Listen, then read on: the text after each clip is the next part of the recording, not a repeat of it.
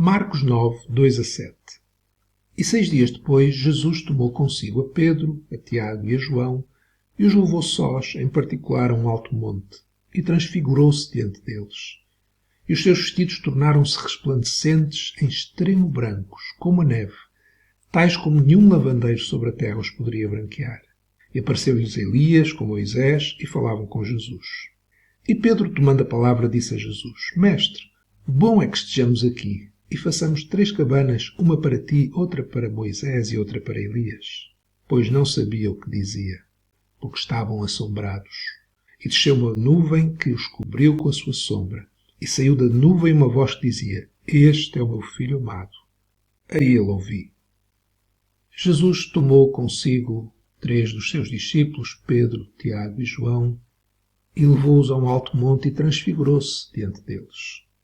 E no monte os discípulos não sabiam o que dizer.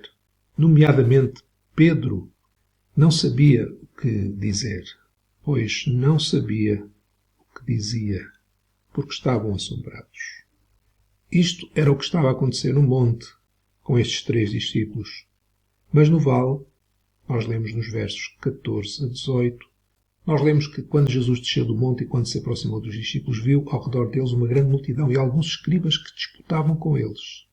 E logo toda a multidão, vendo, ficou espantada e, correndo para ele, os saudaram e perguntaram aos escribas: Que é que discutis com eles?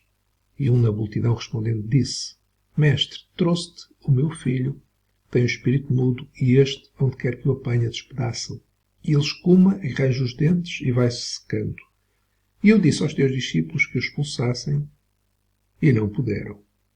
Enquanto Pedro, Tiago e João, no monte, não sabiam o que diziam, no vale, os 9 discípulos que ficaram não sabiam o que fazer diante do filho deste homem que estava possuído por um espírito mudo.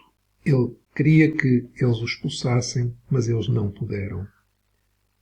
Não sabiam o que fazer. No monte, a voz que saiu da nuvem, a voz de Deus, o Pai, disse aquilo que eles deviam fazer. Este é o meu filho amado, a ele ouvi. Por exemplo, saber o que dizer é como Samuel.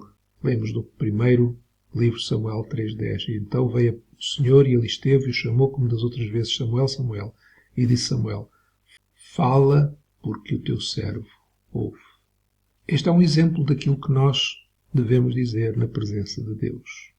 Porque para que estar na presença de Deus, na presença de Jesus, se não for para ouvir o que Ele tem para nos dizer? O que Ele tem para nos dizer muitas vezes é desagradável. É o caminho para a cruz, é a morte. Mas também Ele nos promete depois a ressurreição. Enquanto os discípulos no monte não sabiam o que dizer, e o exemplo do que podemos dizer na presença de Deus é: fala, porque o teu servo ouve. Queremos ouvir Deus. Já no vale, Jesus repreendeu os seus discípulos por não poderem expulsar o demónio, por eles não terem fé. Eles não sabiam o que deviam fazer.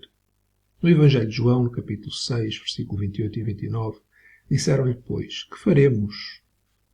Que faremos para executarmos as obras de Deus? Jesus respondeu e disse-lhes: A obra de Deus é esta, que creiais naquele que Ele enviou. A obra de Deus, o que faremos é crer. E por causa disto Jesus criticou os seus discípulos porque eles não tinham fé. Jesus queria mostrar-lhes a eles e a nós que não podemos ser descuidados na nossa vida de dependência dele. Eles já tinham feito milagres, eles já tinham expulsado demónios, mas não puderam fazer ali naquele momento pela falta de fé.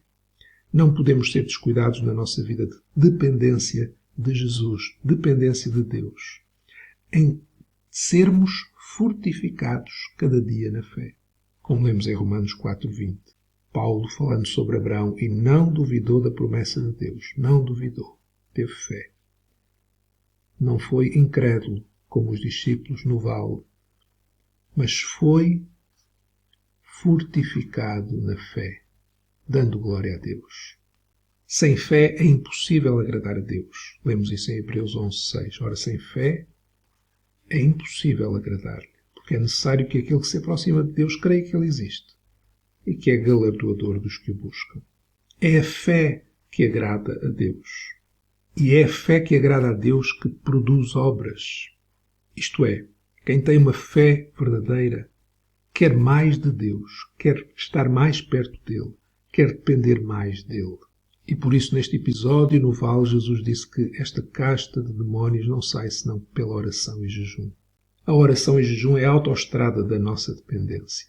Por isso, precisamos estar no monte, ouvindo o Senhor, mas precisamos também estar no vale, agindo, fazendo, atuando. Crer é algo muito prático, pois quando eu creio, digo a mim mesmo que confio. Jesus, eu confio nele, que está vivo, só ele tem o poder e ele faz de acordo com a sua vontade. Quando eu tenho fé, eu entrego. Eu sei que Jesus me ama. Ele vai tomar conta de todas as coisas. Quando eu tenho fé, eu descanso. Descanso em Jesus que se deu por mim. Ele já venceu. Quando eu creio, eu faço. Porque Jesus que vive em mim vai operar em mim o crer e o efetuar. Em oração, nós ouvimos. Fala, Senhor, que o teu servo ouve.